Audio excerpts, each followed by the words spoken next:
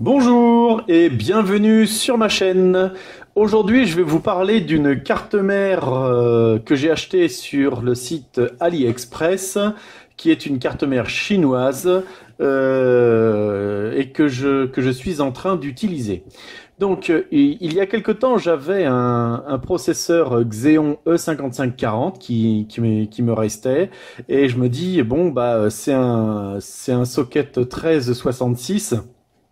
Il faut que je trouve une carte mère pour aller avec, parce qu'il a quand même une valeur de CPU marque qui est pas mauvaise. Donc il faut que je trouve à l'utiliser. Alors bien sûr que je suis allé sur eBay pour voir un petit peu ce qu'on nous propose. Et la plupart du temps, ce qu'on nous propose, eh ben, ce sont des cartes mères, soit de Z400, c'est-à-dire qui n'ont pas de plaque, ou alors des cartes mères qui sont beaucoup trop grandes pour rentrer dans un boîtier normal, ou une carte mère ici qui est carrément démesurée, avec des ports, pour des câbles d'alimentation un petit peu tordus, ou carrément ici avec des prises au milieu, là, vous voyez, donc, ou carrément une carte plate, enfin bon, ou à un prix délirant. Donc franchement, je me dis, mais je vais rien trouver là qui va me permettre de correctement euh, utiliser ce processeur. Donc, comment est-ce que je peux faire? Quand vous voyez qu'une carte mère la chinoise coûte 100 euros, là, c'est quand même un petit peu exagéré. Donc je suis allé sur AliExpress et je suis allé chez ce vendeur, Clis Official Store, et lui proposait pour 54 euros à peu près une carte mère. euh, une carte mère avec un socket 1366 et avec pas mal d'options. Donc, dans les options, ce qu'on voit, c'est que il y a des USB 2, mais aussi USB 3, qu'il y a ici un front USB 3, qu'il y a des SATA 2. Alors oui, ce ne sont pas des SATA 3. Qu'il a de la DDR2, effectivement, certains ont de la DDR3, certains ont de la DDR2. Et de façon générale, la carte mère est assez bien faite. C'est-à-dire que on retrouve bien de ce côté-là le bornier d'alimentation. Il n'est pas ici là comme certains. On a aussi un USB qui se balade ici et il est pas là-haut là, un petit peu caché. Comme le front USB 3, il est là, il est pas non plus par là. Les SATA sont bien en dessous du PCIe, bien en dessous, qui permettent de mettre une carte qui a au moins deux emplacements sans que ça vienne empiéter sur les SATA. Donc on va dire que ça semblait correct. En plus, elle était neuve comparée à pas mal de trucs que j'ai pu acheter sur AliExpress qui font que les composants ont des défauts. Donc je me suis dit, allez, banco, on va tester. Donc vous voyez, elle ressemble vraiment à une carte mère normale avec de l'USB 3. Donc j'ai pris mon processeur, le E5540, et je l'ai mis dessus et j'ai testé tout ça. Alors, nous voici avec CPU-Z que j'ai lancé, ainsi que Performance Test 9 de Passmark pour voir ce que ça va donner. Ce que l'on voit ici, c'est qu'il voit bien mon Xeon 5540, il voit bien que c'est un format 13 soit 66. Il n'est pas overclocké, d'ailleurs je vais en reparler après, mais il n'est pas overclocké. La carte mère, bon bah il dit que c'est un OEM, que c'est un modèle X58. Bon, hein, il n'y a pas grand-chose d'autre comme information. La mémoire, elle est à 530, c'est-à-dire que c'est du 1066. Ça aussi, je vais en reparler. La vitesse de la mémoire, donc vous voyez que j'ai mis de la 660, c'est-à-dire de la 1333, et que pourtant elle tourne à 1066. Alors déjà, une petite interrogation, c'est qu'est-ce que c'est que tous ces slots? Normalement, on a vu, il n'y a que deux slots. Alors pourquoi là, il y a tous ces slots de proposés? Donc bon, à la rigueur, ça gêne pas trop. On va, on va se dire pourquoi. Ensuite, on va le quitter et on va lancer maintenant le CPU Mark et on va voir ce que ça va donner. Je vous rappelle qu'on s'attend à ce que ce soit 4800. Allez, c'est parti. Donc, on arrive au bout du test de Passmark. Il a 89%, c'est la dernière étape. Et je m'attends à voir 4008 à peu de choses près.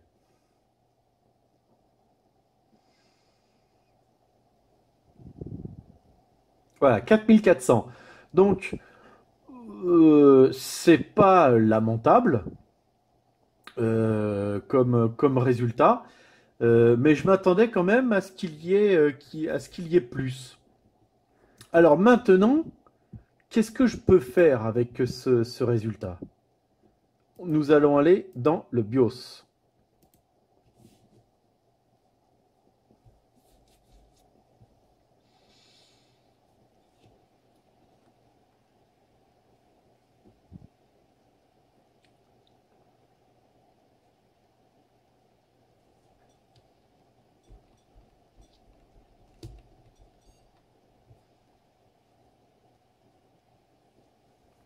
Voilà, donc c'est un BIOS qui ressemble à un ami BIOS, hein. Il y a pas beaucoup de différence. Ici, tout ressemble à un BIOS classique. Quand je rentre dans CPU, j'ai des possibilités de réglage. Voilà, j'ai des possibilités de réglage. Mais vous allez voir que ici, si jamais je change quoi que ce soit, l'ordinateur, je le plante. Je ne peux pas overclocker, je ne peux absolument pas changer cette valeur. Si je la change un tout petit peu, l'ordinateur, il démarre plus.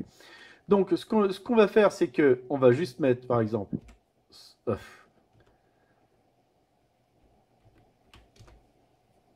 bon, on va mettre 100, 134. Je vais mettre un de plus, juste un de plus, c'est tout.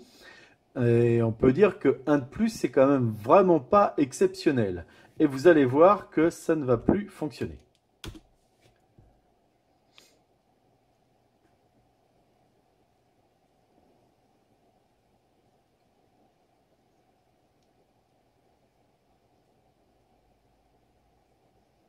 Voilà, donc là, je m'attends normalement à ce qu'il reboot. Et plus rien. Il boot plus. Donc je vais l'éteindre.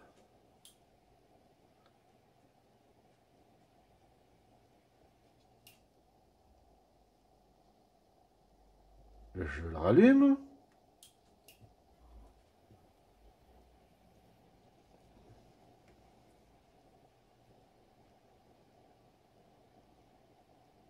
Ah, là on a quelque chose. Et là, normalement, il va m'insulter. Ah, non. Euh, j'ai pas réussi à rentrer dans le BIOS. Donc on va retourner.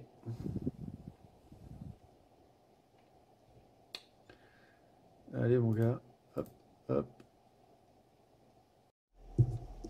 Voilà, donc là, on redémarre.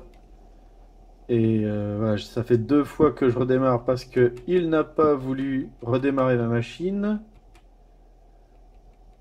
Donc là, à nouveau, il ne veut pas.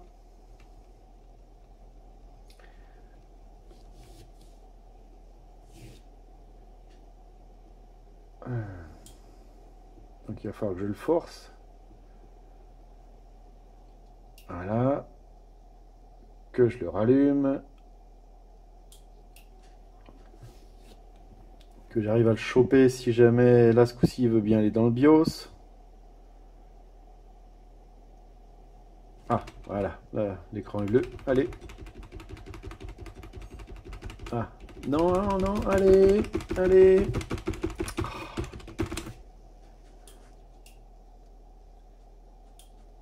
Allez, il faut que tu prennes le...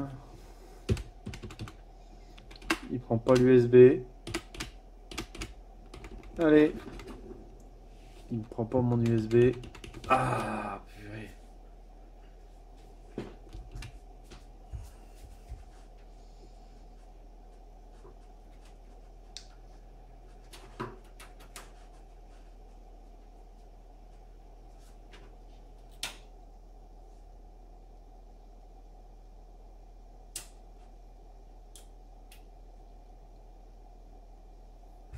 Voilà.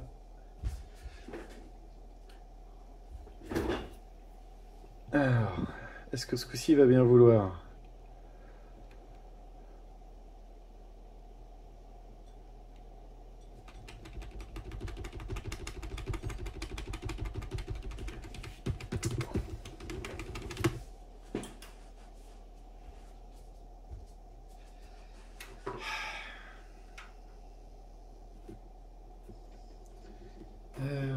Ça devient compliqué, hein?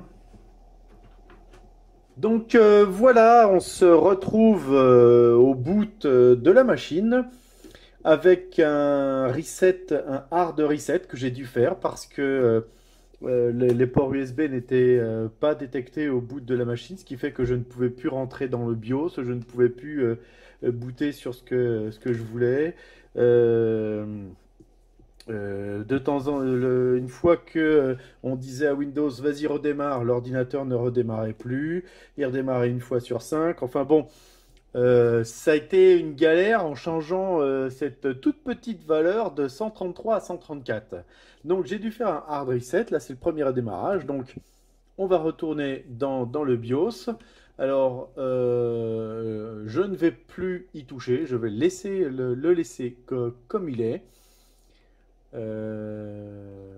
Avec si je crois que j'avais quand même touché la partie ventilateur. Je sais plus où c'est. Non, c'est pas là. Non, c'est pas là. Euh, Non, bah, je vais le laisser comme ça. Je vais enregistrer et je vais le rebooter. Donc, l'ordinateur fonctionne assez bien avec le BIOS par défaut et on ne peut pas le régler. Alors j'ai essayé aussi de changer la valeur de mémoire qui est à 1066. J'ai essayé de la mettre à plus, j'ai essayé de la mettre à 1333. Ça ne marche pas. Il a bien vu que je lui avais dit de passer à 1333, mais ça n'a absolument rien donné en résultat. Je dirais, le BIOS de cette carte mère, et ben meuf, on n'y touche pas. On ne touche pas au BIOS. Alors, de retour ici. Vous avez vu que la carte mère fonctionne. On peut jouer avec. On peut mettre un processeur à 8 cœurs dessus. Mais la carte mère, en fin de compte, n'est pas paramétrable. On ne peut pas faire grand-chose. Les ports USB 3 fonctionnent, mais ils ne fonctionnent pas en boot. On ne peut pas booter sur une carte, par exemple une carte, une clé USB ou un disque USB que l'on mettrait. L'USB 3 n'est pas reconnu au boot de la machine. C'est quand même assez pénalisant. Voilà pour la carte mère chinoise. Elle fonctionne, mais je pense que je ne referai pas d'achat de carte mère chinoise, ou du moins pas celle-là. Je vais en acheter une autre pour vérifier une autre avec moins sans l'USB 3, tout ça, parce que je voudrais savoir si les BIOS sont tous identiques. Et je vous tiendrai au courant. Voilà, je vous remercie d'avoir visionné la vidéo. Merci.